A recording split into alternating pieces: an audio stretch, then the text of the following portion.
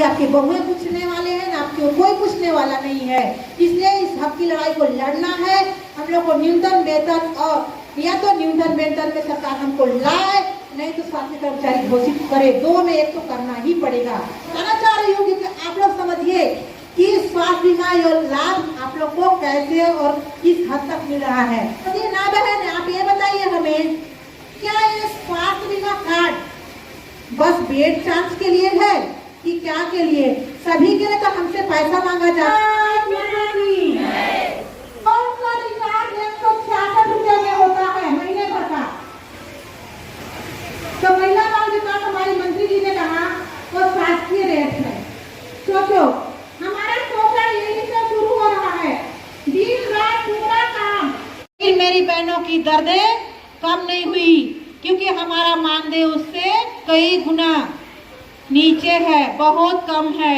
तो कहीं ना कहीं इस दर्द को इस सरकार तो सुनने वाली है नहीं है तो वक्त ही बताएगा, लेकिन हमको डटे रहना है भविष्य में और लड़ते रहना है। जब तक हम घर से निकलकर रोड पे नहीं आएंगे, जब कोई को बताएंगे नहीं, तो गूंगी बहरी सरकार सुनने वाली नहीं हो। इधर भुईरम कोला, जहाँ बहुत ही आने में परेशानियों का सामना करते हो, आज इस धरने में अपने हक की लड़ाई के लिए उतना दूर से सुबह 6 बजे से निकलकर आज इस धरना में शामिल हुई हैं। उनको मैं तहे दिल से धन्यवाद करती हूँ और हमेशा उम्मीद भी करूंगी कि आप लोग इस लड़ाई को जारी रखते हुए हमेशा लड़ने के लिए डटे रहिएगा और घर से निकल के एक आवाज में घर से निकल के आइएगा। आप सभी को ज्ञात होगा, जब हम पिछले बार मार्च में एक साथ पूरे छत्तीसगढ़ की बहनें बैठे थे, तब कहीं ना कहीं पिछली सरकार ने 3,500 की बढ़ोतरी की थी, तो मैं मात्र 1,500 रुपए, मात्र 1,500। तब भी शोषण हुआ था आंगनबाड़ी बहनों की। अभी भी वर्तमान सरकार है, ना तो उनका घोषणा पत्र में हम शामिल थे, ना ही कुछ बोलने वाली है। अभी मैंने एक यूट्यूब चैनल में देख रही थी, हमारी महिला बाल विकास मंत्री की पत्रकार ने पूछा कि आंगनबाड़ी कार्यकर्ताओं की मांगे के लिए आपने क्या सोचा है, क्या उनकी जो लगातार हड़ताल कर रही है, डिमांड कर रही है, क्या और मांगे आप बढ़ोतरी करेंगे कि क्या है आपकी शासन में, आपकी क्या योजनाएं हैं, आपने उनके लिए क्या सोच रखा है? तो मुस्कुरा कर बोली कि नहीं, हम समय समय पर बढ़ाते हैं। तो मैं इस धरना स्थल के माध्यम से, इस मंच के माध्यम से मैं जानना चाहती हूँ हमारी महिला बाल विकास मंत्री से कि सच में उन्होंने हमारे लिए क्या सोचा है। मैं जहाँ तक पिछली सरकार, रमन सरकार की शासन की कभी जानती हूँ कि हमारे लिए कभी नहीं सोचा गया था। और अभी भी जब मुस्कुरा के मीठा मीठा जो बोल रही है ना, तो हम भी मीठा मीठा ही जवाब देंगे भविष्य में, अगर वो भूमि बहनी सरकार अगर नहीं सुनती है तो। मैं तो यही कहती हूँ कि हम लोग डबल इंजन, लेकिन छत्तीसगढ़ में ट्रिपल इंजन की सरकार है। जिस जिले की हम बहने हैं, उस जिले में हमारी महिला बाल विकास मंत्री भी है, महिला बाल विकास मंत्री भी है, प्लस यहाँ बीजेपी की शासन है, केंद्र में भी है। तो मैं मानती हूँ कहीं ना कहीं ये ट्रिपल इंजन की सरकार है, डबल नहीं ट्रिपल। लेकिन ये ट्रिपल इंजन की सरकार में हमारे लिए कहीं भी कुछ भी नहीं है, शोषण पे शोषण, शोषण पे शोषण। अभी आप सभी जानते होंगे, आप खाओ चाहे न खाओ, आपके बच्चे स्कूल जाए चाहे न जाए, आपकी बूढ़ी सास ससुर को दवाई मिले ना मिले, आपका परिवार का कोई कैरिंग हो ना हो, लेकिन आंगनबाड़ी कार्यकर्ता सहायिका बहनों को 9:16 से लेके 9:45 तक आंगनबाड़ी केंद्र में उपस्थित देना ही है और ऑनलाइन अपना फेस कैप्चर करना है। ये पहला शोषण हुआ आप लोग के साथ।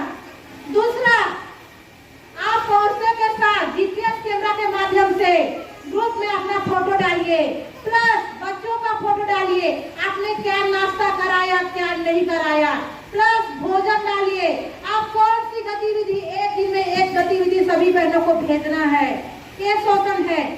आप ये बताइए, विभाग की आप बीएलओ का काम कब करेंगे, नौनी सुरक्षा का काम कब करेंगे, कि आप आंगनबाड़ी की सेवाएं कब देंगे? ना कि आपके बहुएं पूछने वाले हैं, ना आपको कोई पूछने वाला नहीं है। इसलिए इस हक की लड़ाई को लड़ना है। हम लोग को न्यूनतम वेतन और या तो न्यूनतम वेतन पे सरकार हमको लाए, नहीं तो साथी कर्मचारी घोषित करे, दो में एक तो करना ही पड़ेगा।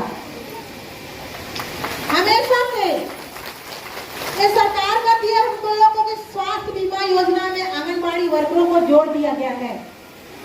मुझे बहुत दर्द होता है, मेरे को बोलना पड़ रहा है। अगर सरकार अगर मेरे से आमने सामने डिबेट भी करेगी ना, तो मैं उसके लिए तैयार हूँ। इसलिए हमारी प्रदेश महामंत्री माधुरी रथ, उनका एक्सीडेंट अभी 4-5 दिन पहले हो गया है।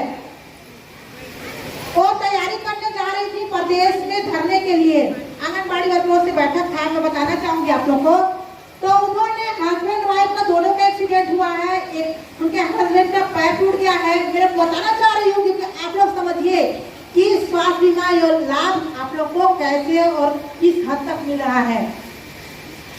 तो उन्होंने जब हॉस्पिटल में एडमिट हुए हैं, अभी बहुत दर्दनाक एक्सीडेंट हुआ है, एडमिट हुए हैं, तो उनको हर मेडिसिन का दवाई मांगा जा रहा है, पैसा मांगा जा रहा है। आज ही शाम को मेरा बात हुआ था, तो बोलती है ना बहन आप ये बताइए हमें, क्या ये स्वास्थ्य बीमा कार्ड बस बेड चार्ज के लिए है कि क्या के लिए? सभी के लिए तो हमसे पैसा मांगा जा रहा है। क्योंकि आप लोगों को जानकारी होगा न्यूज के माध्यम से या किसी के माध्यम से आप लोग सुने होंगे, शायद सरकार ने घोषणा किया था कि छत्तीसगढ़ प्रदेश में कहीं भी एक्सीडेंट होता है, आसपास में कोई हॉस्पिटल है, तो उसको 1 महीना या 1 घंटे के अंदर 1.5 लाख की इलाज होगी। ऐसा मैंने कहीं पढ़ा था, शायद मैं गलत हो सकती हूँ, लेकिन मैंने पढ़ा है, उसी को बता रही हूँ। लेकिन ऐसा सिर्फ कागजों में है, उनके भाषणों में है, लेकिन वास्तव में ये सही नहीं है। क्योंकि हमारी एक बहन आज हॉस्पिटल में पड़ी हुई है और उनको स्वास्थ्य बीमा कार्ड का बिल्कुल भी लाभ नहीं मिल रहा है।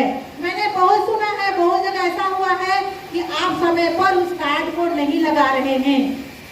आप लगा रहे हैं तो बोले नहीं, आप 24 घंटा बाद या 3 दिन बाद, 4 दिन बाद, जब तक पूरा पैसा उन लोग पे कर लेते हैं, इसके बाद कार्ड का पैसा आता है। जबकि विभाग हमको पैसा तो रिटर्न करती नहीं है। तो हम लोग तो सभी तरफ से गए हैं ना, तो हमको किस तरीके से केंद्र सरकार और राज्य सरकार ने स्वास्थ्य बीमा कार्ड देकर आवाज़ी लूट रही है कि हमने आंगनबाड़ी बहनों को स्वास्थ्य बीमा योजना से जोड़ा है, उनको लाभ दे रहे हैं। हमारी केंद्रीय महिला बाल विकास मंत्री ने अर्चना जी ने कहा है, मैंने कहीं ना कहीं देखी हूँ न्यूज में, लेकिन ये गलत है, ये हमारे साथ छिड़ाया है। हमारी बहनें अगर कोई गंभीर बीमारी से ग्रसित होती हैं, ऐसा नहीं है कि कोई बीमार नहीं पड़ेगी, उसके लिए कोई भी सुविधा नहीं है। जब हम गांव में एक गर्भवती, शिशुवती, बुजुर्ग मितानियों के साथ कर रही है सरकार, बहुत ही दुख की बात है। क्योंकि जो मैं पहले भी बात में मैंने कहा भी कि जिन लोग गांव से लेकर शहर, गांव से लेकर ब्लॉक मुख्यालय, ब्लॉक मुख्यालय से शहर तक, जिन लोग हर बीमारी में तत्परता दिन नहीं रात नहीं, छोटे से शिशु से लेकर बड़े बुजुर्गों तक, चाहे गांव तक, कोने कोने, कौन घाट, कौन सा पहाड़, एक कोने, कौन नदी, कौन नाला पार कर करके स्वास्थ्य सेवाएं दे रहे हैं एनएचएम विभाग वाले। सोचिए कि 1 महीने से धरने में बैठे हैं और इन्होंने कुछ नहीं मांगा है, क्योंकि सरकार की जो घोषणा पत्र में थी उसी की मांग कर रहे हैं कि आप हमारे आपने जो घोषणा किया था उसको पूरा कर दीजिए, हम लोग अपने कार्य पर लौट जाएंगे। ये बहुत ही दुख की बात है, बहुत ही। मैं सरकार की इसके भी निंदा करती हूँ कि जो अनियमितता बर्खास्तगी का जो आदेश निकाला है, इसका मैं समर्थन बिल्कुल भी नहीं करती हूँ और इनका धरना का मैं पुरजोर से समर्थन करती हूँ और मेरी आंगनबाड़ी महिला बाल विकास की ओर से समर्थन करती हूँ कि इनको अगर बर्खास्त किया जाए तो हम भी इनके बर्खास्त अगर करते हैं तो इनके साथ हम खड़े हैं। इनको बर्खास्त करेंगे तो ये अच्छा नहीं होगा। हाँ, इनके धरना के लिए मैं समर्थन करती हूँ कि आपका हम लोग हमेशा समर्थन रहेगा और जब भी हमारी जरूरत पड़ेगी हम आपके साथ हैं और आपके जहाँ कहेंगे हम आने के लिए तैयार हैं साथ में।